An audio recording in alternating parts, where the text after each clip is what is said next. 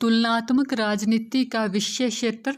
तुलनात्मक राजनीति का विषय क्षेत्र है वो अभी तक डिसाइड नहीं हुआ है। इसके निर्माण की अवस्था के कारण G.K. रॉबर्टसन ने कहा है, तुलनात्मक राजनीति सब कुछ है या कुछ भी नहीं। ये उन्होंने अपने लेख कंपैरेटिव पॉलिटिकल टुडे में लिखा है। और क्योंकि इसके विषय क्षेत्र में एक सीमा के बाद विस्तृतता इसे राजनीति विज्ञान के अनुरूप बना दिया है, दूसरी तरफ इसके क्षेत्र की अत्यधिक संकुचित अवधारणा इसे स्वतंत्र अनुशासन की अवस्था से ही वंचित कर देती है। मतलब इसके संबंध में दो प्रकार के विचारक हैं, एक जो राजनीति क्षेत्र को बहुत अधिक व्यापक बनाते हैं और दूसरे उसे बहुत अधिक संकुचित बनाते हैं। इसके क्षेत्र को लेकर परंपरावादी और आधुनिक राजनीति शास्त्रियों में गहरा मतभेद है। जीन ब्लॉन्डेल ने ये विवाद दो बातों से संबंधित बताया है। पहला विवाद तुलनात्मक राजनीति की सीमा से संबंधित है और दूसरा विवाद मानकों व व्यवहार के संबंध में है।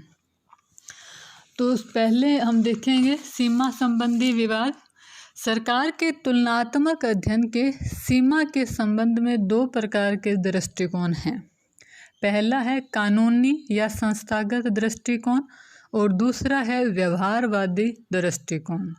अब कानूनी या संस्थागत दृष्टिकोण के समर्थक मानते हैं कि तुलनात्मक राजनीति में केवल संविधान द्वारा स्थापित सरकारी संरचनाओं का और संविधान द्वारा निर्मित किए गए राजनीतिक व्यवहार का तुलनात्मक अध्ययन किया जाना चाहिए।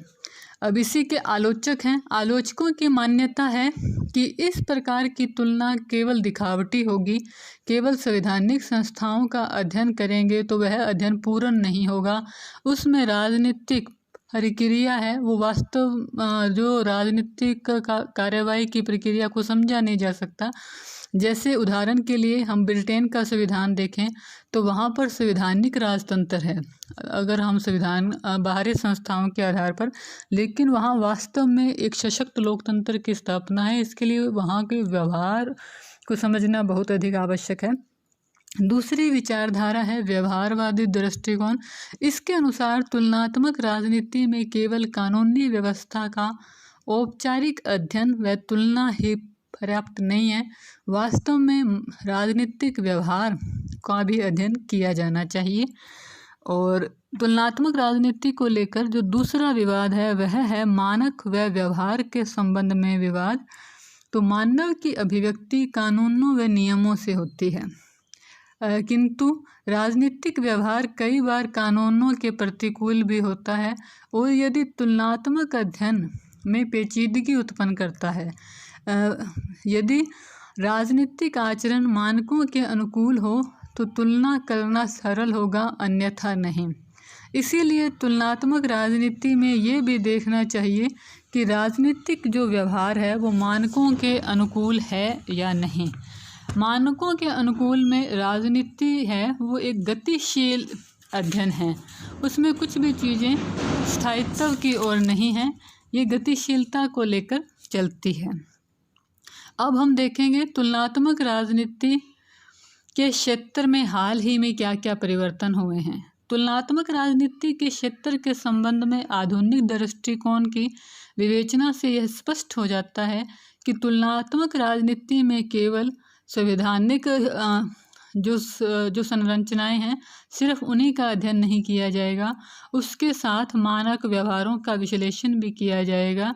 इसमें राजनीतिक व्यवस्थाओं की शासन संरचनाओं, शासन व्यवहार, प्रतिमानों, गैर राजकीय संस्थाओं के राजनीतिक व्यवहार, प्रतिमानों का अध्ययन भी सम्मिलित किया जाए।